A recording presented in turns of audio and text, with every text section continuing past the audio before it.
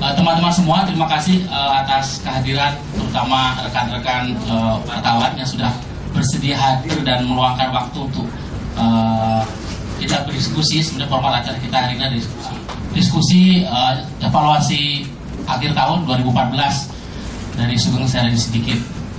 Sebelum kita mulai, kita panggil dulu para narasumber acara ini. Pertama, Pak Toto, monggo. Pak Toto Sugiarto, monggo. Berikutnya sudah ditawar belum? Mas Dahlan, mana Mas Dahlan? Oh, monggo Pak Dahlan.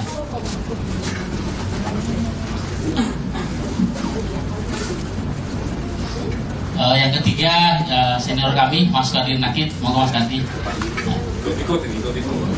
Harusnya mereka aja cukup ya. Kita memulai acara. Ada beberapa. Ini kali pertama kami menggunakan ruangan ini. Ruangan ini sebelumnya adalah kantor kami yang lama. Kemudian kita renovasi. Kita kali pertama menggunakan ruangan ini. Sebenarnya ini peninggalan Pak Sugeng Sehari sebelum beliau meninggalkan kita. Ada dua peristiwa. Satu hari belum lama kita memperingati 40 hari Pak Sugeng, dan ada peristiwa duka di tanah air.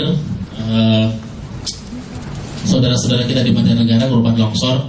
Mengapa setiap pergantian rezim itu ada beberapa tanda bencana besar. Itu juga kita juga bertanya kenapa dulu di satu media mengaitkan 10 tahun yang lalu ketika Pak SBY naik menjadi presiden itu ada beberapa rentetan bencana. Sekarang presiden baru, rezim baru, Bapak Joko Widodo, kok ada beberapa bencana lagi. Ini tanda-tanda alam, tanda-tanda zaman atau apa? Oke lah, marilah sebelum kita mulai acara untuk kami mengajak untuk mengenang 40 hari Pak Sugeng yang sudah 40 hari lewat sedikit, dan para korban bencana di Banjarnegara, saudara-saudara kita yang korban longsor. Kami mengajak untuk kita barang 1 menit untuk mengheningkan cipta dulu. Terima kasih. Pada pembicara yang pertama, Pak Toto Sugiarto untuk memberikan analisanya soal perkembangan politik 2014. Silakan Pak Toto. Baik, Bapak Ibu dan saudara-saudara sekalian, selamat siang. Assalamualaikum warahmatullahi wabarakatuh.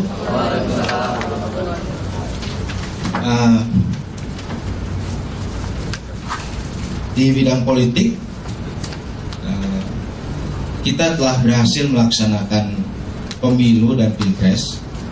Kita sudah punya presiden, wakil presiden, sudah punya wakil rakyat, begitu.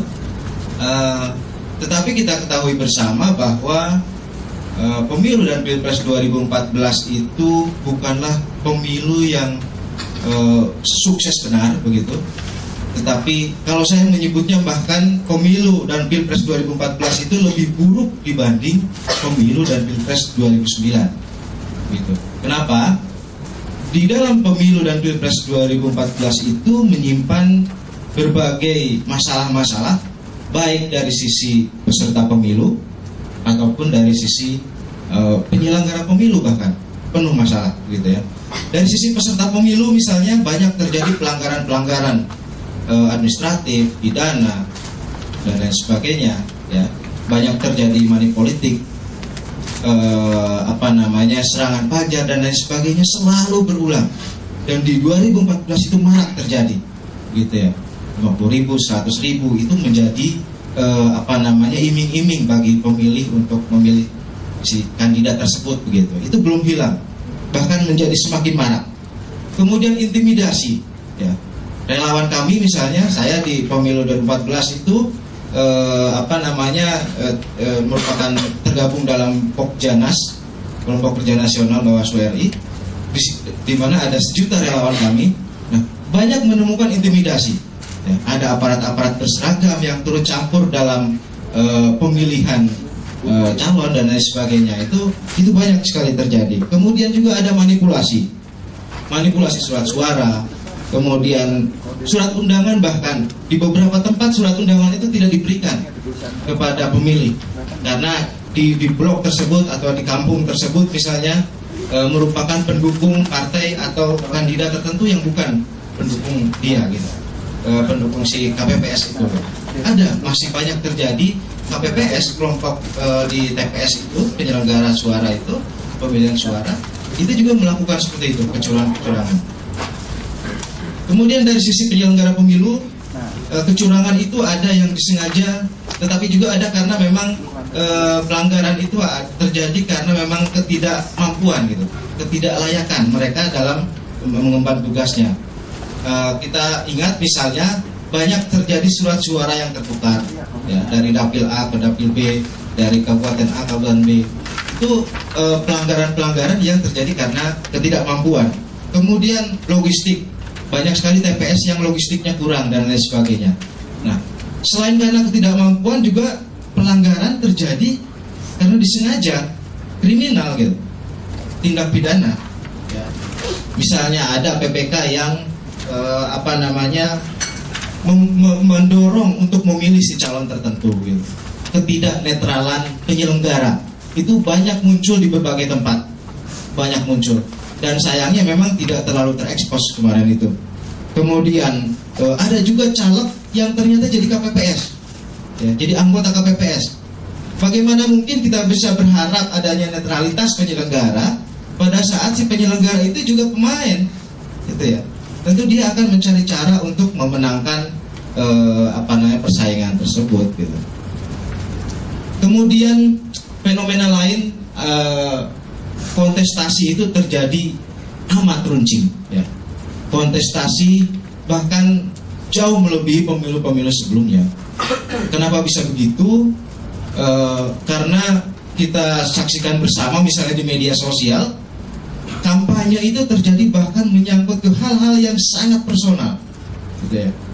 Kita masih ingat misalnya ada beberapa foto begitu, ada foto SBY dengan istrinya, ada foto Jokowi dengan istrinya, giliran Prabowo dengan kudanya gitu ya, bahkan sedang mencium kudanya. Itu kan sangat personal sekali dan itu penghinaan sebenarnya. Masa itu dibandingkan seperti itu kan? Hal-hal yang personal seperti itulah yang membuat persaingan itu runcing, yang membuat persaingan itu sangat tajam sekali, bahkan cenderung berpotensi untuk kekerasan dan lain sebagainya. Kemudian kontestasi itu ternyata masih berlanjut sampai sekarang. Pemilu dan pilpres sudah selesai, tetapi pembelahan itu masih ada gitu. Kenapa begitu? Ya karena itu terlalu personal itu. Tidak selesai akhirnya. Sesuatu yang terlalu personal, ledekan yang terlalu personal atau apa, munculnya jadi dendam politik. Tidak hanya dendam biasa, tetapi secara personal. Nah, menghasilkan dendam yang personal inilah yang mengkhawatirkan gitu. Terus perilaku yang juga tidak bisa kita nafikan adalah arogansi ya. Perilaku yang arogan. Politisi-politisi kita itu arogan sekali, bahkan tidak lagi melihat batasan-batasan hukum ya. Bahkan tidak lagi melihat batasan-batasan etika dalam berkontestasi dan lain sebagainya. Arogansi inilah yang sangat mengemuka dalam pilpres kemarin.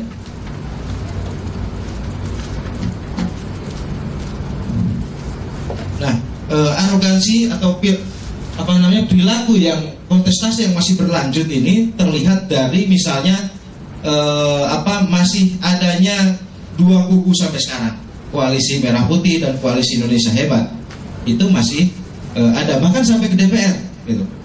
Meskipun sekarang sudah dideklar oleh wakil rakyat bahwa sudah tidak ada lagi pembelahan di DPR, faktanya masih ada gitu ya. Faktanya masih berjalan sendiri-sendiri gitu. Kemudian perpecahan di internal partai ya. Kita lihat perpecahan terus terjadi. P3 kita ingat, kemudian Golkar, dan sekarang yang kita prediksikan di PDIP pun bisa terjadi seperti itu. Ada misalnya upaya-upaya untuk memperhadapkan antara Presiden Jokowi dengan Megawati. Nah, ini merupakan bibit-bibit dari upaya untuk memecah PDIP gitu ya. Nah, kondisi seperti ini tentu saja cukup memprihatinkan, karena seharusnya kan setelah pemilu dan pilpres selesai, ya mari kita bersama-sama membangun bangsa ini agar tidak terlalu tertinggal dari bangsa-bangsa lain. Tapi ternyata ini masih berlanjut. Terus kemudian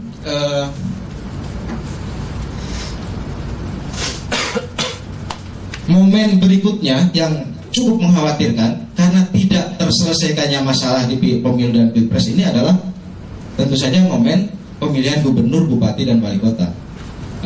Karena setelah 2014 selesai di pemilu nasional, maka kita akan disibukkan dengan pemilu serentak pemerintahan lokal. Kita ada sekitar 200-an gubernur, bupati, dan wali kota yang harus melakukan rotasi kepemimpinan. Dan sudah ditetapkan oleh KPU, maka itu akan dilakukan di tanggal 18 November 2015. Artinya tahapan pemilihan gubernur, bupati, wali kota itu sudah harus dimulai Januari. Kalau tidak maka itu akan terlambat. Karena sekarang ada 2 tahapan tambahan dibanding yang sebelumnya, yaitu tahapan penentuan bakal calon, uji publik, dan uji publik. Nah, itu memerlukan waktu kurang lebih sekitar 3-6 bulan tambahan. Artinya kalau Januari itu tidak selesai, maka dikhawatirkan akan mengganggu pemilu lokal begitu. Nah, penentuannya itu memang Januari gitu ya. Jadi perkembangannya adalah awalnya KMP bersikap untuk memindahkan pemilihan menjadi oleh DPRD, sedangkan KIH tetap oleh rakyat. Tetapi kemudian perkembangan membuat posisi ini bergerak begitu ya. Nah, ada logika keliru dalam menilai pilkada yang dilakukan oleh KMP. Jadi KMP menyatakan bahwa pilkada langsung oleh rakyat itu banyak menimbulkan kerusuhan, banyak menimbulkan konflik di masyarakat dan lain sebagainya. Itu logika yang keliru ya. Sama saja dengan menganggap bahwa karena ayam berkokok, kemudian setelah ayam berkokok itu matahari terbit, menganggap bahwa matahari terbit diakibatkan oleh ayam berkokok gitu loh. Sama saja seperti itu. Itu logika yang tidak lurus ya. Logika yang akibat tidak karena sebabnya gitu. Karena itu logika ini harus diluruskan gitu ya. Dan penentuannya nanti akan terjadi di Januari 2015. Perkembangan di balik diskursus tentang pemilihan kepala daerah ini, pertama kita akui cerdasnya Partai Demokrat. Jadi Partai Demokrat itu awalnya kan menempatkan diri sebagai partai yang netral, ya. Kalau sesuatu yang netral itu kan artinya tidak berperan dong, ya kan? Kita netral deh, gitu ya. Ada kelompok KIH, ada kelompok KMP begitu. Kita netral saja. Tetapi kemudian kan Pak SBY mengatakan kami sebagai partai penyeimbang. Nah, kalau sudah penyeimbang, itu artinya tidak lagi pasif itu, dan itu berperan besar, gitu ya. Karena penyeimbang, gitu. Kalau berat sebelah kemudian diseimbangkan, gitu ya. Jadi ada upaya proaktif untuk menyeimbangkan. Jadi luar biasa Demokrat ini berawal dari sesuatu yang kita netral, tetapi kemudian menjadi penyeimbang, dan kasus pilkada ini pembuktian bahwa posisi mereka itu malah strategis gitu. Sekarang kan semua orang mengacu ke Perpu gitu. KMP yang tadinya menolak kemudian menerima Perpu. KIH pun pernyataannya menerima Perpu gitu. Jadi seolah-olah idenya ada di SBY, ada di Demokrat gitu. Padahal kan ini antara pemilihan langsung dan tidak langsung gitu. Ini cerdasnya Demokrat menurut saya seperti itu. Kemudian itu perkembangan sikap parpol pun seperti itu ya. Ada perubahan. Kenapa ada perubahan? Ini karena ada versus antara arogansi politisi tadi itu dengan kekuatan rakyat gitu ya. Jadi ternyata ada titik yang membahagiakan juga bahwa masyarakat ini sudah berdaya. Buktinya apa? Buktinya KMP sekarang lebih cenderung untuk pilkada langsung oleh rakyat. Kenapa mereka mengubah begitu? Karena banyaknya desakan publik untuk tetap memilih sendiri kepala daerahnya gitu. Jadi di sini bisa kita lihat bahwa jangan-jangan memang masyarakat kita sudah masyarakat sipil ini, sudah civil society, masyarakat yang berdaya, yang bisa benar-benar turut menentukan kebijakan negara gitu. Ya. Di sini titik baiknya bahwa kekuatan rakyat itu luar biasa gitu. Dan juga kita senang juga bahwa ternyata politisi kita meskipun arogan tetapi tetap mendengar suara rakyat gitu. Tetap mendengar. Mungkin tinggal beberapa politisi lagi saja yang tetap dengan pandangannya untuk tetap di DPRD begitu. Nah, jadi kalau demikian maka tahun 2015 itu harus diisi dengan dukungan pemilihan gubernur, bupati, wali kota oleh rakyat gitu. Nah, namun kenapa mengawal hak rakyat ini harus? Ya karena memang suara rakyat inilah sebenarnya kedaulatan yang sebenarnya gitu. Nah, dengan mengawal suara rakyat inilah maka kedaulatan itu akan tetap ada gitu ya. Kemudian kenapa perlu peran masyarakat dalam pengawasan? Ya, karena kalau tidak ada pengawasan maka kejadian di pemilu dan Pilpres 2014 itu bisa terulang lagi. Pemilihan GBW nanti, gubernur, bupati, wali kota nanti akan kembali diwarnai oleh pelanggaran baik oleh peserta ataupun oleh penyelenggara gitu.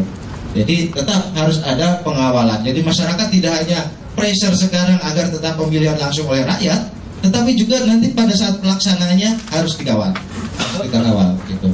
Nah, itu kira-kira selintas tentang politik 2014 dan kaitannya dengan 2015. Kemudian karena pilkada 2015 ini dilandasi oleh Perpu nomor 1 tahun 2014, tentu saja kita harus lihat beberapa sisi positif dan negatifnya dari Perpu ini. Jadi begini, Januari itu kalau seandainya disetujui DPR, maka Perpu ini menjadi undang-undang pemilihan gubernur, bupati, dan wali kota. Kalau seandainya ditolak DPR, maka kita akan kehilangan landasan hukum untuk melakukan pemilihan gubernur, bupati, wali kota. Artinya apa? Tidak mungkin dilakukan pemilihan GBW di tahun 2015. Artinya lagi akan banyak PLT nanti, gubernur, bupati, wali kota, dan ini kurang baik gitu. Jadi harapan kita DPR nanti Januari itu menerima landasan hukum ini sehingga tahun 2015 kita dapat melakukan rotasi kepemimpinan di daerah gitu ya. Kalau DPR bertanggung jawab, maka DPR harus menerima Perpu 1 2014 ini gitu. Dan demikian nanti akan disahkan undang-undang tentang pemilihan dan kemudian pemilihan bisa dilakukan gitu. Kalau tidak, maka kita bisa katakan DPR tidak bertanggung jawab gitu. Karena membiarkan republik ini kosong tanpa landasan hukum. Nah, apa positifnya dari Perpu? Banyak sekali ya. Misalnya di dalam Perpu itu diatur kampanye dilakukan oleh penyelenggara ya. Jadi dengan demikian nanti ketidakadilan karena jomplangnya kampanye gitu, orang yang memiliki modal finansial yang tinggi bisa kampanye banyak, sementara yang terbatas akan sedikit, itu tidak akan terjadi karena nanti kampanye akan didanai dan dilakukan oleh KPU gitu. Nanti akan ada kampanye yang adil seperti itu. Itu bagusnya Perpu. Kemudian juga dana asing dilarang. Secara eksplisit Perpu melarang adanya penggunaan dana asing.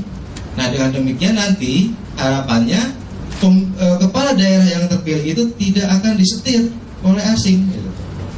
Tidak akan disetir oleh mereka yang ingin menginvasi ke sini gitu. Kenapa sekarang misalnya 70% kepala daerah itu masuk penjara, ditangani KPK? Ya karena sewaktu mereka running itu didanai oleh investor-investor yang antara lain asing itu gitu. Nah, di Perpu itu sudah ada rambu-rambu bahwa tidak boleh ada sumbangan asing. Siapa yang menerima langsung diskualifikasi. Itu keras sekali, sanksinya keras sekali di Perpu. Jadi Perpu ini saya kira baik untuk diterapkan. Namun demikian ada minusnya karena positif negatif. Ada hal negatifnya juga. Perpu itu tidak menyangkut atau belum mengatur hal-hal yang detail gitu. Nah, karena itu Perpu ini setelah jadi undang-undang nanti tidak bisa menjadi langsung landasan KPU dan Bawaslu untuk melakukan pemilihan, tetapi mereka harus membuat peraturan KPU dan peraturan Bawaslu terlebih dahulu, hal-hal yang teknis gitu.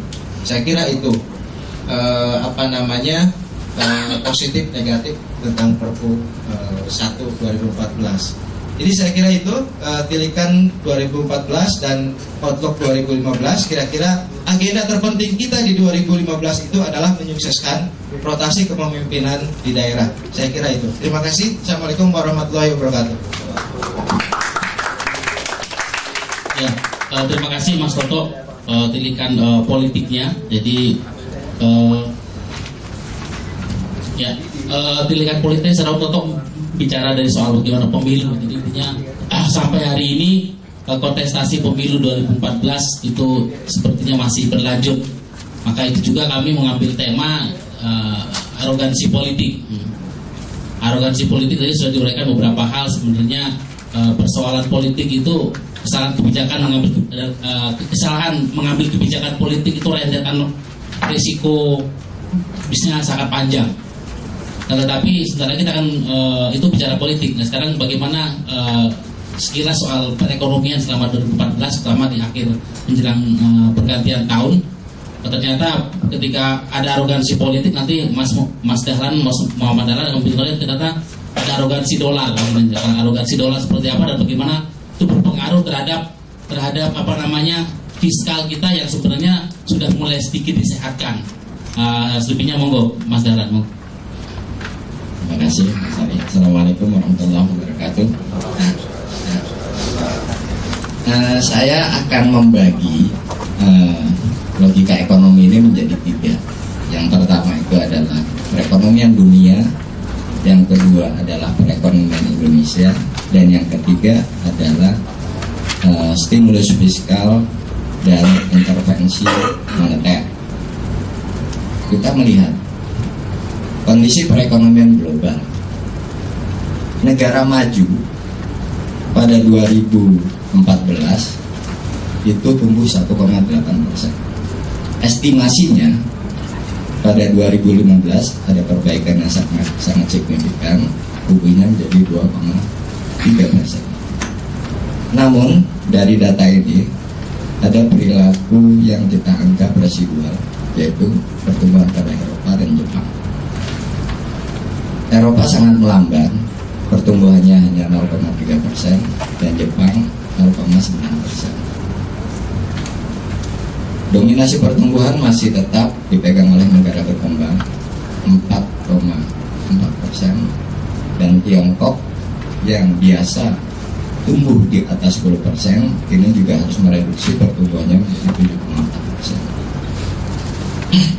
Artinya apa? Perekonomian global memang sedang lesu. Itu yang terjadi.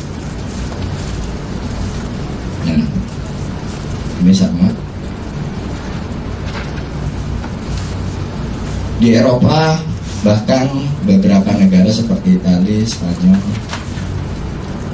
bahkan Italia minus, pertumbuhannya minus 0,4%. Yang cukup memiliki pertumbuhan baik itu di Eropa itu hanya Jerman, 1,3. Brazil sendiri 0,2. Biasanya Brazil ini pertumbuhannya cukup tinggi, namun dia memang harus cukup kompromi ya dengan keadaan perekonomian global. Ada fenomena menarik. Sejak Federal Reserve atau Bank Sentral Amerika mengumumkan easy money policy, ternyata direspon sangat positif oleh pasar dunia. Ada perkembangan yang sangat positif di mana tren pengangguran itu turun dan jumlah orang yang bekerja itu meningkat sangat signifikan pada 2014 bandingkan pada pertama kali ketika terjadi supreme mortgage atau krisis keuangan yang terjadi di Amerika 2008.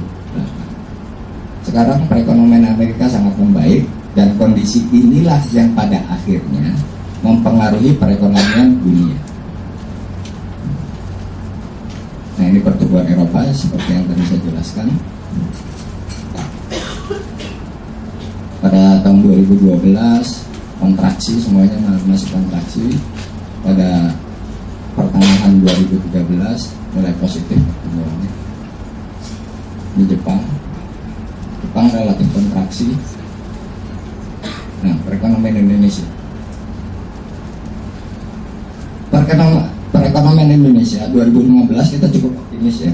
Pertumbuhannya kita estimasikan sekitar 5,6%, inflasinya tetap terkontrol pada 4,4%, nilai tukar rupiah bertengger pada angka 12.000, suku bunga tetap pada angka 7,5%, pengangguran sekitar 5,5 sampai 5,7%, dan kemiskinan sekitar 9 sampai 10%. Estimasi kami pada purchasing power parity, perekonomian Indonesia akan terus membaik dari mulai 2014. Penghasilan per kapitanya itu sekitar 5.672 dan sampai pada 2018 itu 7.486. Artinya kita cukup optimis dengan sisi pertumbuhan.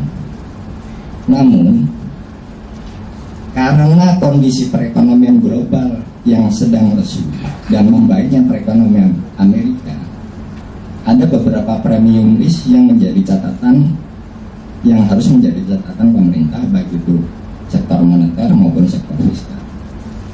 Yang pertama, adanya tren penurunan kemampuan mata uang dibandingkan dolar. Hampir semuanya mengalami penurunan. Eropa terhadap dolar dalam 3 bulan ini dari 0,771 menjadi 0,799. Rupiah dari 11.975 melemah menjadi 12.750. Yen pun demikian. Artinya apa? Artinya ternyata hukum flying G's sedang terjadi pada kemampuan daya tukar nilai dolar terhadap mata uang lainnya. Nah, yang kedua, harga beberapa komoditas ekspor yang menjadi unggulan di Indonesia di pasar dunia seperti tembaga, batu bara, karet, dan timah itu mengalami kontraksi harga. Artinya terjadi penurunan. Kita tidak bisa lagi pada 2014 ini menggenjot ekspor kita sementara kurs rupiah kita sedang lemah. Seharusnya per teori ketika kurs rupiah melemah, ekspor kita justru tumbuh positif. Tapi pasar dunia memang sedang melambat. Beberapa harga komoditas ekspor kita justru mengalami kontraksi pada harga jual. Hanya kopi dan palm oil, nikel yang cukup kompetitif harganya di pasar dunia. Nah, melemahnya nilai tukar kurs rupiah itu yang kedua akan memiliki pengaruh pada kemampuan fiskal. Di sini kita lihat pada bulan Juni 2014 utang luar negeri 286, tapi pada bulan September itu berubah menjadi 292,3%. Dari rasio utang luar negeri terhadap PDB itu meningkat dari 34,68 menjadi 30. Ini menurun. Cuman rasio total pembayaran pokok dan bunga itu meningkat, artinya beban APBN sangat terganggu. Jadi meskipun harga BBM kita naikkan, terjadi kelonggaran fiskal, namun ada potensi lain yang justru menyempitkan kemampuan fiskal kita, yaitu pada utang luar negeri, pada pos utang luar negeri. Nah, premium risk yang akan terjadi yang harus diperhatikan oleh pemerintah itu adalah dua. Yang pertama, menguatnya dolar terhadap rupiah yang seharusnya bisa direspon dengan meningkatkan ekspor, justru bisa jadi tidak memiliki pengaruh positif pada kemampuan ekspor kita. Kenapa? Karena beberapa barang pasar dunia itu mengalami kontraksi harga. Dan yang kedua, premium risk yang kemungkinan akan terjadi di APBN kita itu adalah semakin menguatnya semakin melemahnya kemampuan fiskal kita karena banyaknya anggaran yang tersedot di utang luar negeri. Saya pikir itu, dan pemerintah yang harus dilakukan oleh pemerintah itu adalah melakukan estimasi di semua sektor sehingga para pemain, para investor itu dapat melakukan tindakan bisnis yang terukur. Karena ketidakpastian kondisi pasar itu membuat perekonomian kita menjadi agak lesu. Saya pikir terima kasih. Waalaikumsalam warahmatullahi wabarakatuh. Ya, terima kasih Mas Dahlan. Jadi kira-kira dari politik tadi Mas Toto bicara soal arogansi politik, Mas Dahlan dari perspektif ekonomi bicara soal membaiknya ekonomi Amerika Serikat sehingga jadi arogansi dolar.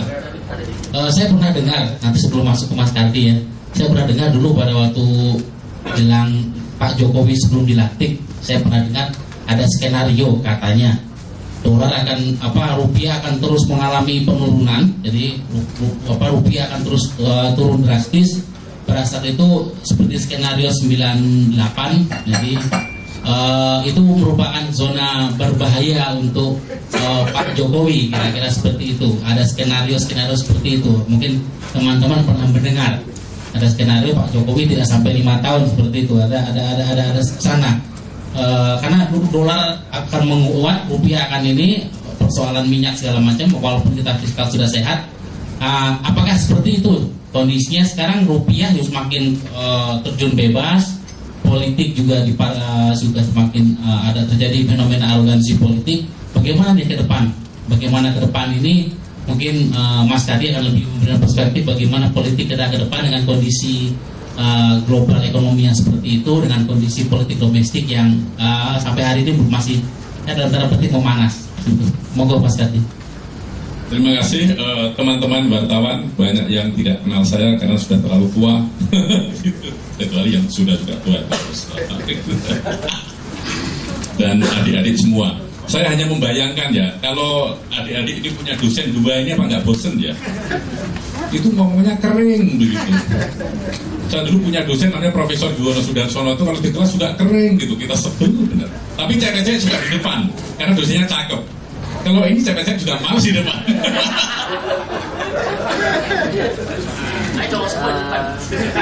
Ya itu mencurigakan juga. Tapi begini ya, sebelum memulai itu ya, saya ngambil kesimpulan saja nanti. Sebenarnya begini, pemerintahan Jokowi sekarang ini membuat rakyat itu begitu optimis. Buknya ini, Bung Agung yang pegang kamera itu, belum apa-apa dia sudah ngirim ke grup kami gitu kan. Wah gila nih pemerintahan Jokowi dengan Susi yang menenggelamkan kapal, macam-macam policy itu membuat nelayan seluruh Indonesia optimis. Bener-bener kerja keras gitu. Jadi sehingga sampai mereka itu nggak sadar kalau cari ikan itu kadang melintasi wilayah Malaysia, terus ditangkap oleh polisi Malaysia, ditangkap oleh polisi Diraja di sana. Anda sudah melampaui wilayah Republik Indonesia, ini wilayah Malaysia, ditangkap. Ini tidak boleh ngambil ikan di sini, Pak. Ikan ini saya kejar dari Selat Madura kan, Selat Madura.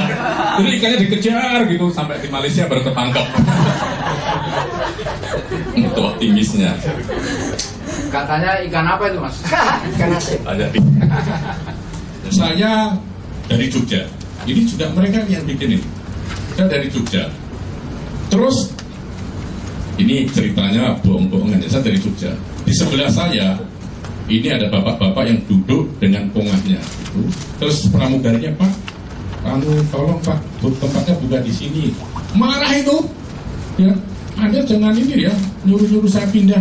Terus ini spook atau ada ini, lupa saya yang bikin ini. Terus saya tanya nih, Pak, boleh lihat itunya, boarding pass-nya?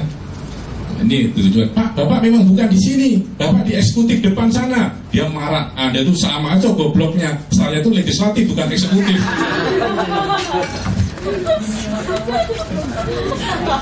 Biar nggak ngantuk dulu. Nah, saya akan singkat saja begini.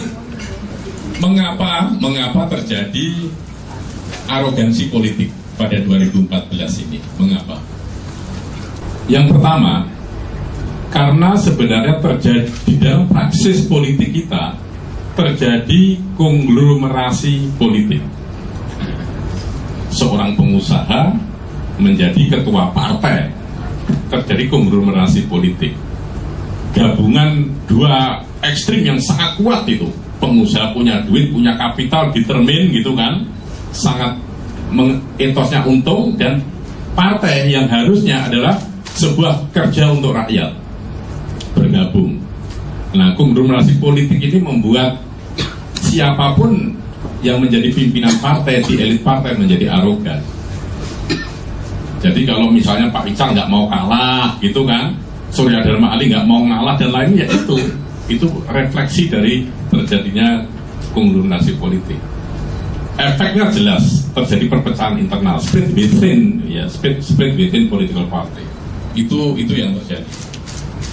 Nah, ini sudah terjadi sebenarnya. Kalau konglomerasi politik juga terjadi, misalnya Mas Prabowo jadi calon presiden, dengan pembina Gerindra gitu, punya uang. Jadi konglomerasi politik membuat siapapun akan lari gitu kan, kira-kira menuju ke arogansi politik. Itu pertama. Mengapa arogansi politik terjadi? Karena terjadi konglomerasi politik. Yang kedua, terjadinya patronase politik versus aristokrasi politik. Nah, ketika sudah kaya, punya duit, menjadi ketua partai, bangunannya itu adalah patronase, patron klien gitu. Udah kayak Don Corleone,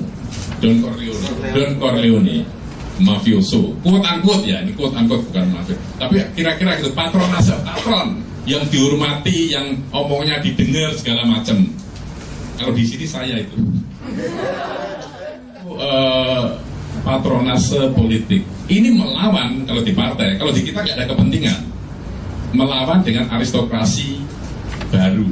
Maka di Golkar muncul anak-anak muda dan lain-lain, aristokrat itu pada dia punya keahlian, lebih modern, lebih perspektifnya, quote unquote demokratis lah ya kalau sekarang itu.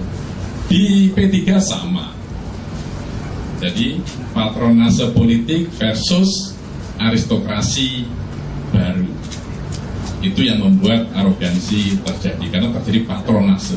Nah, patronase itu tadi, ketaatan itu dilawan oleh anak-anak yang punya aristokrasi baru, itu etosnya aristokrasi baru. Melawan, akhirnya partai pecah. Itu yang kedua, singkat saja. Yang ketiga, karena sumber daya politik dari tokoh-tokoh tadi itu kuat. Mereka sudah punya uang, mereka itu pandai umumnya. Dan ketiga, identitas. Mengapa misalnya ini arogansi terjadi? Mengapa misalnya koalisi merah putih cenderung tidak mau menerima Jokowi sebagai presiden? Alasannya secara budaya politik ya, pendekatan budaya politik itu alasannya tidak rumit itu enggak. Alasannya karena identitas personal. Bagaimana kita anak menteng dikalahkan anak kampung gitu? Nggak bisa. Saya pun dikalahkan, mereka itu juga nggak terima. Aku PSD dikalahkan sama master gitu, nggak bisa. Ada ego, jadi identitas personal itu. Jadi itu saya masukkan dalam kurungan sumber daya politik. Saya lebih pandai, sekolahnya di luar negeri, macam-macam gitu ya. Dari sisi kepangkatan juga mungkin sudah jenderal, sudah macam-macam, pengusaha juga sudah level konglomerat gitu. Kok dikalahkan oleh kira-kira gitu tukang kayu, rumahnya pinggir sungai gitu, kurus lagi gitu. Kalau pakai baju tidak pantas. Tapi jengkel gitu, jadi itu identitas. Mengapa terjadi arogansi politik, nggak mau ngalah? Karena itu sumber daya politiknya sudah kuat kok, karena mempunyai sumber daya politik kok ngalah.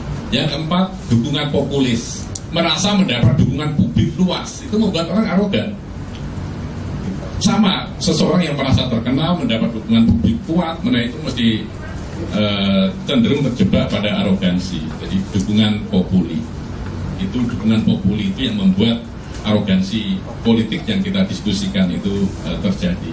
Nah, saya hanya ngurung itu aja. Mengapa arogansi politik terjadi di tahun 2014? Karena 4 faktor itu. Karena 4 faktor. Yang pertama adalah terjadinya konglomerasi politik, yaitu praksis pengusaha dan ketua partai. dalam satu tangan dia sendiri. Yang kedua, terjadinya patronase politik versus aristokrasi baru itu tadi. Yang ketiga adalah karena sumber daya politik yang dipunyai, ya, sudah punya segalanya segala macam, ya termasuk identitas yang tinggi tadi itu, yang terhormat. Yang keempat karena dukungan populer, merasa mendapat dukungan luas. Itu aja, sederhana itu. Sederhana itu. Saya nggak mau panjang-panjang. Yang tua ngomongnya sedikit. Ini, ya, saya tutup dengan cerita sebenarnya. Saya punya sahabat namanya Muslim Abdurrahman. Karena dia namanya Muslim, kita semua punya joke. Kalau punya anak jangan dinamakan Muslim. Jangan dinamakan Muslim. Muslim Abdurrahman, sahabat saya almarhum ini cerita sering saya ulang ke teman-teman. Dia dari pesantren di Lamongan ke Jakarta, dapat beasiswa Fulbright ke Amerika. Wah, di kampung dulu sangat terkenal dia akhirnya. Ketika terbang di pesawat, pramugarinya tanya, "Are you Muslim?" Dia dengan bangga jawab, "Yes," gitu. Wah, itu pramugari bule aja ngerti nama saya Muslim. Cilakanya Muslim sahabat saya itu suka minum wine, makan enak minum wine. Itu wine-nya lewat. Dia baru sadar. Ketika tanya, "Are you Muslim?" Itu maksudnya itu agamamu Islam ya, gitu. Bukan namanya dia Muslim. Baru dia nyesel. Lain kali kalau terbang pergi dengan saya, ditanya, "Are you Muslim?" Kaki saya ditendang, diem aja loh. Jadi nama kalau punya anak yang dinamakan Muslim. Itu satu yang ingin saya tambahkan. Saya tidak mau panjang-panjang. Kira-kira prediksi saya begini, kalau ngomong 2000, kalau sekarang ini terjadi arogansi politik, 2015 nanti terjadi kira-kira apa? Lebih pada seperti kontemplasi, seperti introspeksi. Ya, 2005 ini sudah arogan, 2015 ada introspeksi politik. 2016 yang terjadi mulai konsolidasi internal. Kan 2016 itu harus sudah mulai mikir calon presidenku siapa gitu loh. Ini ribut-ributnya nggak lama-lama. Jadi tenang aja. Jadi kalau Jokowi tenang aja, orang ribut dia tenang, itu ya akan terjadi. Dan itu mudah approach-nya sebenarnya. Siapa yang lawan? Koalisi Merah Putih. Mas Prabowo begitu kencengnya gitu kan, gampang itu menundukkan Prabowo, gampang. Kalau secara pendekatan budaya politik, Jokowi Sabtu ini ke Hambalang, Mas aku diajarin naik kuda, habis itu minum teh. Saya tahu Mas Prabowo kesenangannya nasi goreng, ya kan? Nanti saya bawakan nasi goreng bikinan istri saya, Duriana, Bu Negara. Ada hari itu makan, Sabtu makan, sudah nggak ada lagi tuh ribut-ribut itu. Politik Indonesia itu pendekatannya budaya politik. Didatangin ke Hambalang dua kali, dibawakan nasi goreng, udah selesai. Jadi arogansi kelar, tahun depan mulai introspeksi, 2016 mulai konsolidasi internal. Itu aja yang ingin saya sampaikan. Selebihnya yang mudah-mudah yang bertanggung jawab. Terima kasih. Ya, terima kasih Mas Gadi. Jadi Jokowi aman nih sampai 2019 Mas ya? Belum tentu. Oh, belum tentu. Ya, tadi sudah ada paparan dari 3 orang narasumber kita. Kita akan ada acara diskusi sebenarnya, titik beratnya pada diskusi. Jadi kita monggo ada pertanyaan atau apa, sebenarnya kita lebih sharing, kita diskusi. Monggo untuk termin pertama 3 orang, mungkin 3 orang dulu. Silakan Pak. Sebutkan nama dan dari mana ya? Saya Shirley dari Merdeka.com, mau tanya sama Mas Muhammad Dahlan. Mau tanya tanggapannya tentang pernyataan Wakil Presiden yang bilang melemahnya rupiah sebenarnya lebih menguntungkan eksportir, karena dari eksportir mebel dan lain-lain di Jawa itu perkembangannya lagi bagus, dan yang dirugikan dari melemahnya rupiah ini cuma orang-orang yang suka pakai barang impor. Tanggapannya Pak? Berikutnya masih ada? Enggak, juga nggak apa-apa, makan kita. Oke, kalau satu orang langsung aja, monggo Mas. Oke, terima kasih. Tadi seperti yang saya jelaskan bahwa fenomena menguatnya dolar terhadap beberapa mata uang asing itu karena membaiknya kondisi perekonomian Amerika. Nah, yang menjadi masalah adalah seharusnya pelemahan kurs rupiah terhadap dolar itu berefek pada meningkatnya secara signifikan ekspor, terutama ekspor yang berbasis pada yang lokal kontennya itu tinggi. Jadi endowmentnya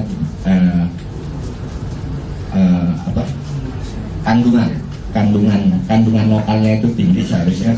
Nah, memang benar kalau untuk kasus mebel itu memang akan lebih menguntungkan. Karena apa? Karena kandungan lokalnya itu sangat tinggi.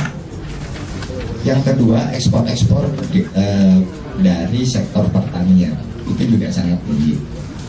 Nah, beberapa ekspor yang mungkin akan menguat itu adalah ekspor pakaian jadi dan alas kaki untuk manufakturing ya. Hanya beberapa sektor yang memiliki ikatan kuat dengan kurs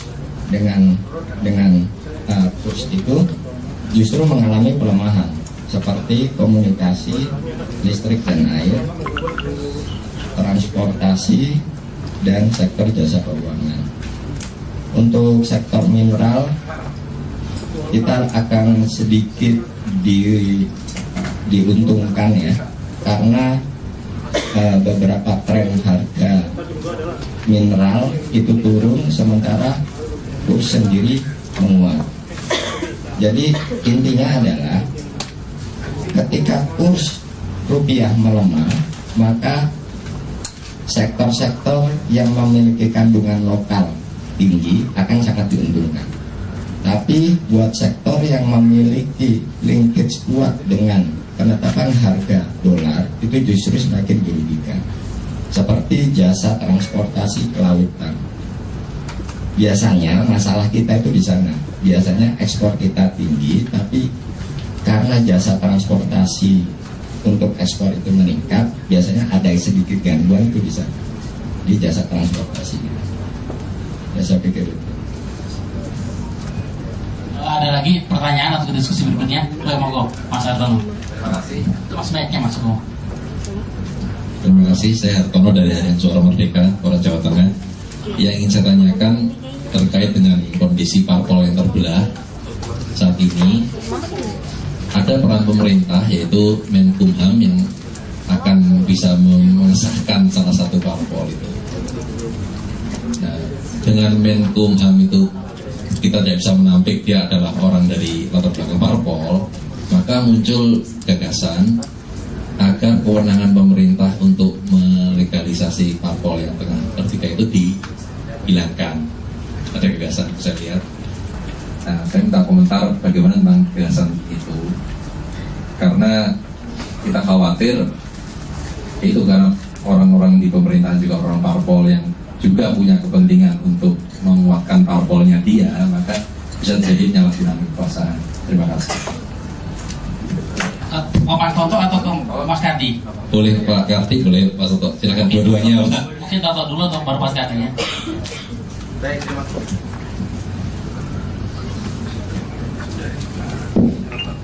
Baik, terima kasih Mas Tono.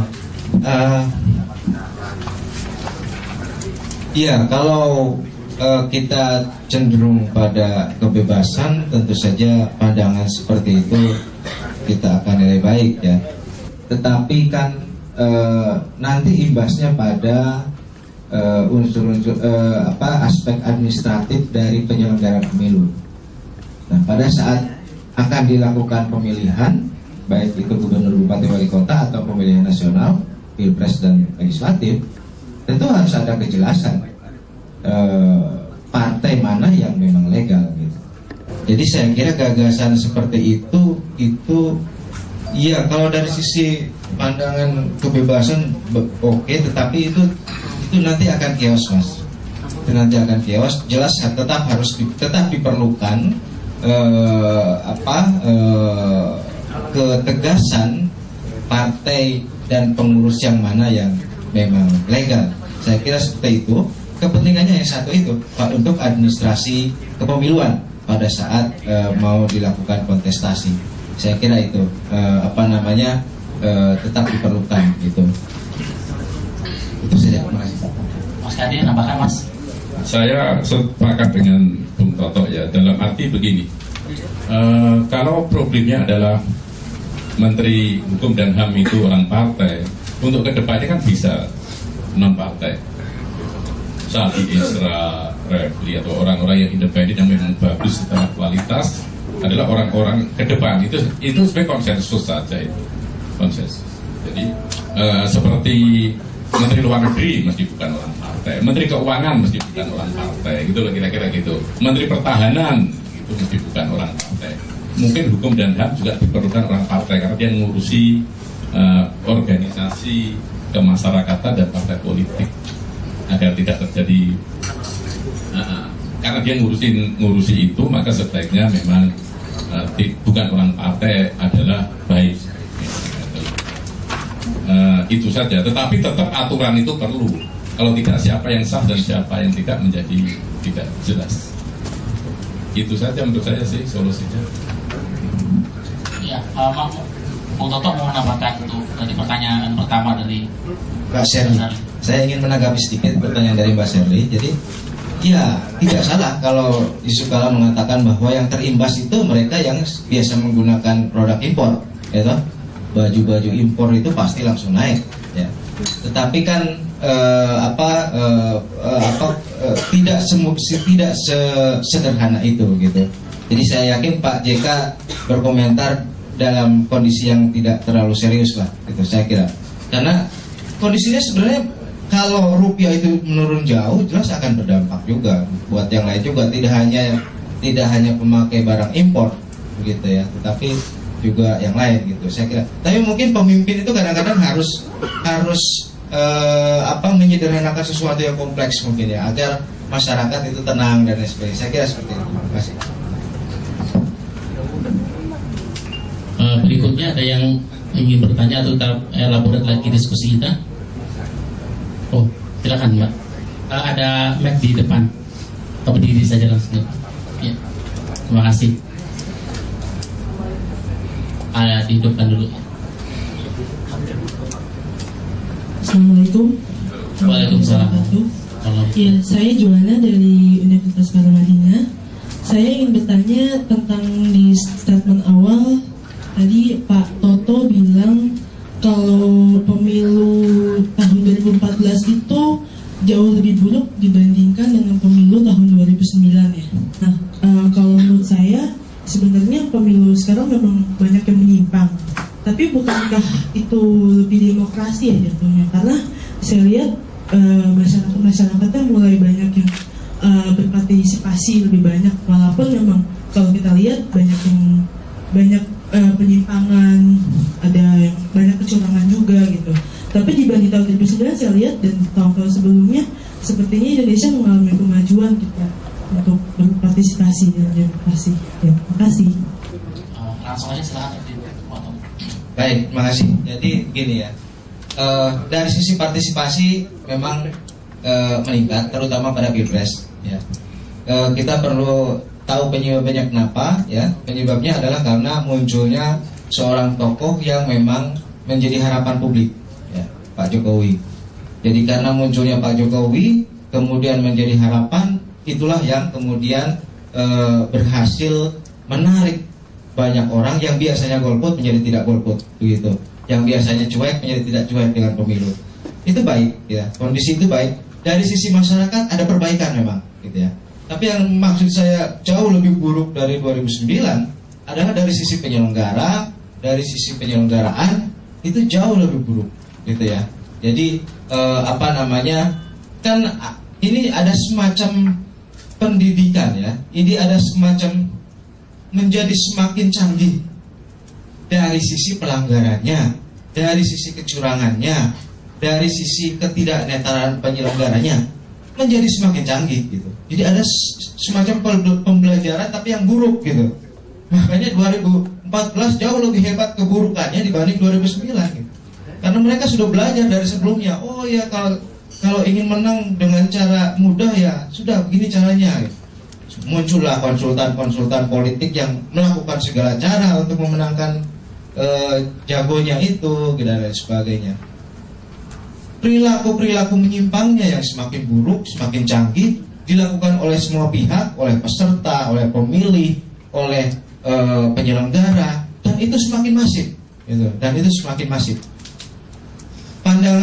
Temuan dari berbagai relawan, baik itu relawan yang netral seperti GSRPP ataupun relawan pendukung kandidat, ya, seperti relawan Jokowi atau relawan Prabowo, itu menemukan jauh lebih banyak pelanggaran-pelanggaran dibanding pemilu sebelumnya, gitu. Maksudnya di situ ya. Jadi maksud lebih buruk itu dari sisi penyelenggaranya lebih buruk. Kalau dari sisi masyarakatnya jelas ada perbaikan, karena toh masyarakat juga belajar juga, gitu ya. Masyarakat juga jauh lebih peduli. Kenapa? Antara lain adalah karena munculnya tokoh yang memang memberi harapan, gitu ya. Terima kasih. Ya, munculnya tokoh yang memberikan harapan. Ada pertanyaan berikutnya soal harapan. Nah, kalau kan dari belakang, monggo Mas. Selamat siang Mas. Ya, saya Herman, Hari Wartawan Hari Nasional. Saya ingin menyambung ke Mas Toto aja karena sering bersinggungan juga dengan pemilu. Belakangan ini Mas ada ide baru, sebenarnya ini dari Bawaslu, menyikapi soal salah satu problem pelanggaran di politik, yaitu money politik itu sendiri. Jika catatan dari Sugeng Sarjadi Sindiket ini menilai money politik sebagai salah satu instrumen yang juga cukup berperan sebagai pelanggaran yang serius, Bawaslu memberikan usulan agar kejahatan satu ini dimasukkan atau dikategorikan sebagai extraordinary crime. Tetapi persoalannya gini Mas, dari kalangan pakar pidana ini justru menilai ini tidak tepat. Apapun alasannya, yang namanya kejahatan ya biasa-biasa saja, begitu terus juga. Tetapi Bawaslu menilai begini, kalau tidak dimasukkan sebagai extraordinary crime, maka tetap akan semakin meningkat. Barusan tadi yang dibahasakan sama Mas tadi, ternyata dipelajari dari 2009 misalkan itu pelaku lebih cerdas. Jadi 2014 kenapa lebih ini? Nah ini kekhawatirannya adalah di 2015 di pilkada serentak ini. Meskipun nanti didanai oleh penyelenggara, tetapi tidak menutup peluang bahwa para kandidat itu masih akan tetap bersaing, masih akan tetap terbuka. Nah, persoalan yang lanjutnya gini Mas, ketika itu disandingkan sebagai sebuah extraordinary crime, langsung disasar pada masyarakat sebagai pemilih. Di situ masyarakat juga ternyata tidak dewasa. Ini penilaian, banyak orang mengatakan masyarakat tidak dewasa. Kenapa? Dia menerima. Pada saat yang sama kejahatan itu juga dilakukan oleh masyarakat. Artinya dua sisi kandidat memberi, tapi masyarakat juga mengambil. Nah, ketidakdewasaan inilah yang mesti harus dipangkas. Nah, pertanyaan saya ke Mas Toto adalah bagaimana caranya ini Mas? Ini peluang lebih dekatnya ke 2015 ini, dan juga nanti pemilu selanjutnya, agar langkah-langkah ini atau money politik ini bisa diredam. Gitu loh Mas. Terima kasih banyak. Ya, terima kasih Mas. Monggo Toto langsung jawabannya. Baik, terima kasih Mas Herman. Ya, money politics itu hanya bisa hilang pada saat masyarakat memang sudah tidak tertarik dengan itu. Kalau kita lihat di negara yang masyarakatnya sejahtera, akan sulit melakukan money politics, ya, karena mereka tidak butuh lagi. Nah, lain halnya di kita, di mana masyarakatnya banyak sekali yang masih kekurangan dari sisi ekonomi, gitu ya. Nah, karena itu akan tetap mudah untuk diiming-imingi, gitu. Ya, perbedaannya nanti hanya jumlah saja, gitu. Mau 100.000, 200.000 dan sebagainya. Itu akan sulit dihilangkan, ya, karena memang ada pasarnya, kurang lebih seperti itu ya. Nah, bagaimana caranya agar money politik itu hilang? Ya, pertama tentu saja secara alamiah kita tunggu dulu perekonomian masyarakat itu kuat, pada saat itu dengan sendirinya money politics tidak lagi menjadi jualan murahannya politisi, gitu ya. Tetapi tentu saja harus ada rekayasa agar memang money politics ini bisa diminimalisir meskipun katakanlah kekuatan ekonomi masyarakat kita lemah, gitu. Nah, salah satu caranya adalah ya dengan menciptakan sistem yang struktur yang memang tidak memungkinkan money politik itu terjadi, gitu. Menciptakan struktur yang seperti itu, regulasinya harus ketat, ya. Sanksi yang ada di regulasi juga harus berat, gitu ya. Misalnya satu kali saja ditemukan perilaku money politik, maka si kandidat harus di-exclude, misalnya begitu. Itu saya kira contoh yang bisa dilakukan di negara yang masyarakatnya ekonominya lemah. Jika ingin dihilangkan money politik, ya memang sanksinya harus berat. Begitu ditemukan harus di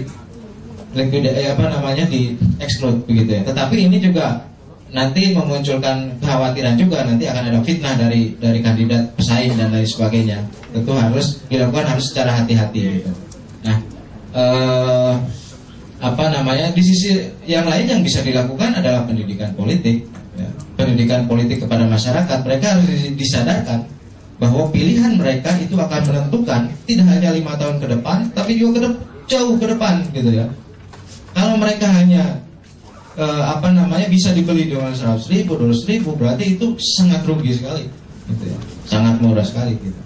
Nah, kalau sudah ada pendidikan politik seperti itu, saya kira paling tidak bisa diminimalisir lah, bahwa adalah sesuatu yang merugikan jika menjual suara dengan cara murah, begitu. Nah, kemudian yang ketiga sebenarnya ini bisa juga dilakukan dengan hal-hal lain, ya, tetapi mungkin agak sulit. Saya kira itu. Kemudian tentang extraordinary crime, ya sebaiknya tidak mempermurah kata-kata extraordinary crime itu sendiri, gitu ya. Kalau untuk koruptor saya kira setuju, ya, karena itu kan dampaknya luar biasa, gitu. Money politik juga sama sih, luar biasa juga dampaknya. Toh nanti yang terpilih juga adalah maling-maling yang siap melakukan koruptor, gitu, melakukan korupsi, gitu. Jadi mereka adalah, kalau ini ya itu dilemanya di situ, ya. Kalau tidak dijadikan extraordinary crime, money politik akan tetap marak, ya kan? Terus nanti yang terpilih adalah maling-maling, koruptor-koruptor, yang ya sudah, itu nanti extraordinary crime, gitu. Ini bibitnya di pemilu itu kan bibitnya, gitu. Nah, mungkin perlu pengkajian yang lebih dalam lagi lah, apakah extraordinary crime ini bisa dicantumkan ke dalam money politik, ditempelkan ke pelaku money politics. Saya kira itu, ya. Oke, makasih. Mas Kadi mungkin namanya. Saya nambahin, extraordinary crime itu terlalu ringan untuk tiba-tiba ditempatkan, itu terlalu berbahaya. Karena korbannya bisa jadi yang menerima nanti tiba-tiba termasuk kena, kan? Bukan hanya pelaku tetapi juga penerima. Jadi, dan tidak ada sanksi seberat, misalnya ya sebagai extraordinary crime akan membuat orang tidak korup, ya tidak juga. Extraordinary crime untuk narkoba misalnya, penyelundup, tetap ada penyelundup jalan. Menurut saya membangun sistem lebih penting. Sistem yang clear saja, gitu. Membangun sistem pertama misalnya diatur iklan misalnya, kan. Seluruh biaya kampanye ditanggung oleh negara. Iklan hanya lewat TVRI, nggak lewat TV swasta. Itu sudah mengurangi money politik. Yang kedua, jumlah spanduk dikurangi. Kami pernah menghitung, ya, jumlah spanduk itu dulu untuk pemilihan bupati rata-rata bisa dulu ya 2 miliar, gitu. 2 miliar. Itu satu desa itu kira-kira dibutuhkan 200 jutaan, gitu, hanya untuk spanduk gitu. Karena di setiap sudut-sudut, gitu. Jadi jumlah spanduk dibatasi, itu baik. Iklan hanya di TVRI. Hal-hal diatur secara seperti itu lebih baik. Pemilu serentak itu juga mengurangi kos, gitu. Susah untuk melarang kandidat misalnya ngasih kaos, susah. Mau mencetak kaos ya susah. Itu kan, gitu. Keempat, misalnya bangunan sistem, misalnya pengawas di KPPS maksudnya, ya. yang waktu di TPS itu baiknya misalnya adalah yang non partisan. Ini akan dicoba di Boyolali. Nanti pilkada nanti pengawasnya non partisan. Ketika saja bupatinya maksudnya apa non partisan? Apa itu TNI Polri? Kata dia tidak. Yang di bawah 17 tahun. Kan pemilu nanti kan elektronik. Anak-anak SMA kelas 2, segala kelas 1 itu jago-jago kan sudah. Dia ngerti soal itu, nggak butuh orang-orang yang dewasa. Jadi non partisan betul dia. Jadi nggak mudah juga anak-anak itu dibayar oleh politisi gitu, tidak lebih sulit membayar anak-anak dibanding membayar orang tua yang butuh uang rokok, butuh macam-macam itu. Jadi membangun sistem menurut saya lebih tepat di dalam membangun demokrasi dibanding punishment pola seperti itu ya, quote unquote punishment. Saya pikir itulah hanya untuk nambahin Bung Toto. Oke, itu soal pertanyaan money politik, diskusi soal money politik. Mungkin ada isu berikutnya yang bisa kita angkat, teman-teman yang ingin bertanya. Terima kasih Pak. Saya tujukan kepada semua pembicara Pak yang dilibat Pak. Masih seputar soal masalah money politik Pak ya. Dari mana Mas? Saya dari Berita 5 Pak. Saya tujukan kepada semua pembicara yang di depan Pak. Masih seputar money politik. Ini kan tadi saya mengutip dari pembicaraan Pak Dahlan Pak ya, soal masalah calon partai politik Pak ya. Memang itu sangat dominan ya terhadap munculnya tokoh-tokoh baru gitu kan ya. Karena kan selama ini kan saya perhatikan memang sudah lama ya saya bercerita soal masalah itu Pak ya. Memang sumber masalah korupsi atau sumber masalah permasalahan penyelenggaraan negara itu memang saya lihat sih sepertinya dari aktor-aktor politik ya. Mereka tuh mencari tokoh-tokoh baru, terutama figur-figur yang asal usulnya bukan dari yang belum pernah mengerti soal masalah politik gitu kan. Seperti ibu rumah tangga, dia pernah guru, dia calon-calon aktor politik dia terus mendorong, sehingga orang yang tidak mengenal politik akhirnya kan karena dia punya kekuatan uang gitu kan, akhirnya kan terpilih menjadi anggota DPR gitu kan, terus juga terpilih menjadi gubernur atau menjadi bupati gitu kan. Cuma pada saat pelaksanaannya dulu pada saat kampanye mereka diajarkan mempromosikan kedekatan emosional kepada masyarakat, tapi faktanya setelah terpilih kedekatan emosional kepada masyarakat itu tidak ada gitu kan, jarang muncul, jarang nongol atau tidak dikenal, jarang di tempat gitu kan. Nah yang ingin saya tanyakan gini Pak, dari beberapa tokoh-tokoh masyarakat termasuk para LSM gitu kan, harusnya itu bisa mengendorse. Memang di partai politik memang tidak ada aturan ya untuk membuat payung hukum supaya aktor-aktor politik tidak serta-merta gitu kan mencari tokoh-tokoh. Yang kita harap seperti itu Pak. Baik LSM atau koalisi masyarakat, jadi bisa mengendorse peraturan yang bisa menghalangi aktor-aktor politik untuk mencari tokoh. Itu Pak, makasih Pak. Ya, terima kasih waktunya dari Bu Toto dulu ya. Lalu ke Mas Dahlan, lalu ke Mas Dahlan.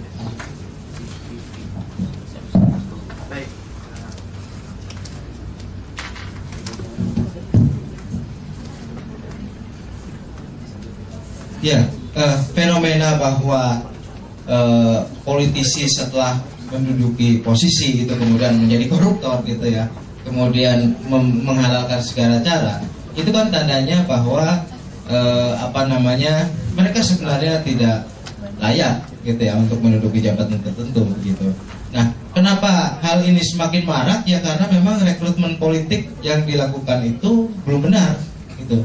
Ternyata mereka yang masuk ke dalam jabatan-jabatan publik adalah mereka-mereka yang tidak serius sebenarnya dalam mengurus negara, tetapi mereka-mereka yang dipenuhi oleh hasrat-hasrat pribadi untuk mengumpulkan kekayaan dan lain sebagainya. Jadi saya kira aturan atau regulasi tentu saja bisa diciptakan agar rekrutmen politik itu dilakukan secara benar, agar seleksi itu benar-benar hanya memilih orang-orang yang memang berintegritas. Di sini kuncinya. Jika aktor itu yang terpilih itu berintegritas, maka dia tentu saja tidak akan melakukan money politics gitu. Faktanya sekarang ternyata tokoh-tokoh yang terpilih adalah bukan tokoh-tokoh yang berintegritas. Karena itu mereka kemudian menggunakan jabatannya itu untuk kepentingan pribadi dengan segala cara gitu. Jadi itu saya kira kalau mengendorse peraturan tentu kita lakukan ya.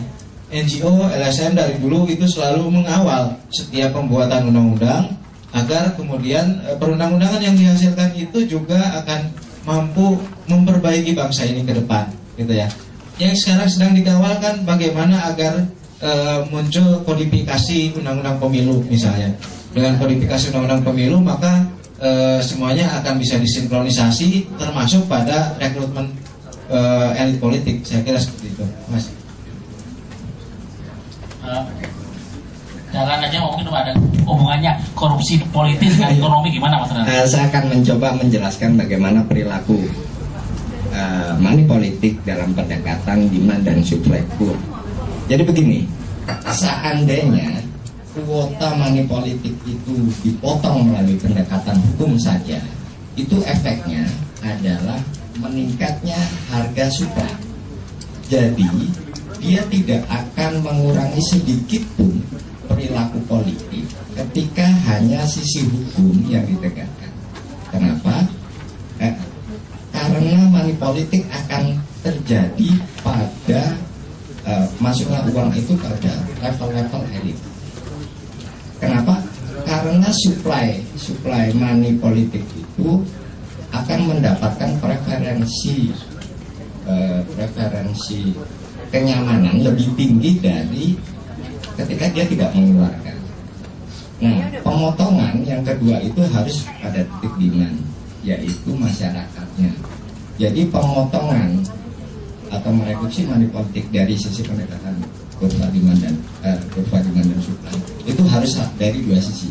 Yang pertama adalah diterapkannya penegakan hukum, punishment untuk mereka yang melakukan money politik, dan yang kedua adalah himbauan bahwa bahaya menerima money politik karena efek money politik itu sendiri adalah 5 tahun berjalannya pemerintah tidak efektif. Ya, langsungnya Mas Adi. Saya setuju bahwa civil society itu teman-teman LSM itu harus melakukan endorsement. Setuju. Entah bentuknya undang-undang selama yang dilakukan, bahkan sebenarnya figur-figur. Ini coba kita lakukan sebenarnya, Bung. Kan kita biasanya menyeleksi teman ini terus kita sodorkan ke sana, masuk ke sana-sana. Termasuk teman-teman yang DPR itu kan banyak dulu aktivis sebenarnya kan. Tetapi setelah di sana tahu sendiri kan untuk umurnya 6 bulan. Seluruh teman saya itu umurnya untuk tetap idealis itu 6 bulan. Jadi, tapi saya setuju tidak boleh menyerah. Jadi endorsement perlu. Saya sangat setuju itu. Karena kalau kita lihat konstruksi masyarakat kan 3 kan, ada politik, bisnis, state, society. Nah kita bergerak untuk mencari orang itu. Saya setuju. Nah, mengapa kok orang-orang awam akhirnya tertarik politik dan itu direkrut oleh partai? Ya karena pada dasar dia umumnya punya, kan sekarang politisi kita itu cuma 2 pada dasarnya ya. Yang pertama ada yang punya duit, tidak ngerti politik itu. Yang kedua nggak ada kerjaan terus masuk partai pengen jadi, nggak ada kerjaan, nganggur bener gitu. Coba-coba jadi anggota dewan maju itu ada yang kepilih juga gitu. Jadi 2 sisi itu tidak ada yang secara profesional betul melalui jenjang kaderisasi dari bawah itu untuk menjadi tokoh. Nah ini yang sebenarnya kita sudah suarakan bersama-sama. Makanya lihat tuh baik Golkar, PDIP dan macam-macam mulai kita akan bikin sekolah politik sebagai bentuk itu sebenarnya bagian dari kerja kita semuanya dari dulu untuk ngomong kaderisasi.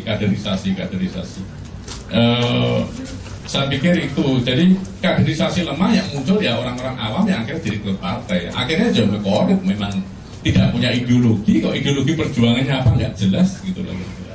Ya saya sepakat kita punya peran endorsement dan tidak pernah lelah untuk itu karena mesti gagal kok. Kita sudah yakin presidennya dulu baik gitu, ternyata ya 6 bulan dan berubah juga. Jadi dulu ini kita ngomong dulu nih. Nggak ngomong sekarang. Yang sekarang itu saya ketua tim ahli pemenangan, jadi saya nggak mau ngomong dulu. Nanti aja kalau sudah terbukti baru kita kritik juga gitu loh. Belum.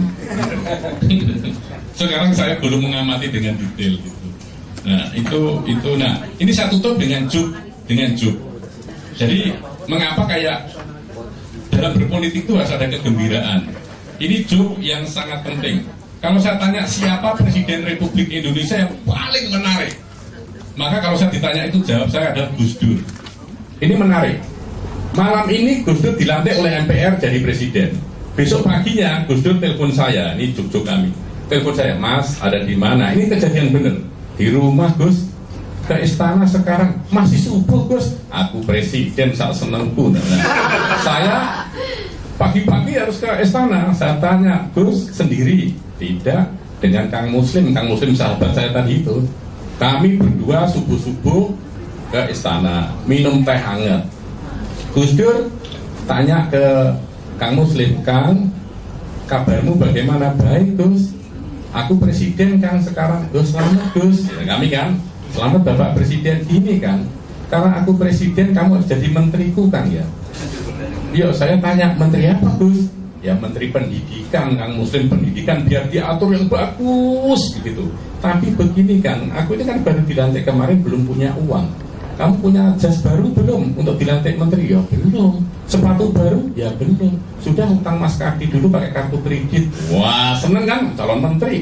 Kita tunggu Plaza Indonesia waktu itu buka, kita ke situ beli jas baru, sepatu baru. 2 hari kemudian menteri diumumkan, nama Muslim tidak ada. Lucu kan? Terus pagi-pagi kita ke istana, Gus, kok Kang Muslim nggak jadi menteri? Jawab Gus Dur dengan tenang, lali, lupa. Wassalamualaikum warahmatullahi wabarakatuh. Oke, teman-teman, tadi juk Mas Kardi menutup rangkaian kita. Juk itu terjadi benar itu. Diskusi itu jadi betul. Diskusi kita pada siang hari ini. Kami dari sedikit ucapan terima kasih kepada para tamu undangan, terutama pada teman-teman wartawan, rekan-rekan media semua. Semoga ke depan kita pesannya adalah kita tetap optimis menatap Indonesia, dan kita juga jangan pernah menyerah, jangan pernah lelah dari pesannya untuk memberi, jangan pernah lelah untuk memberi bagi Indonesia. Begitu, sekian, terima kasih rekan-rekan semua. Wassalamualaikum warahmatullahi wabarakatuh.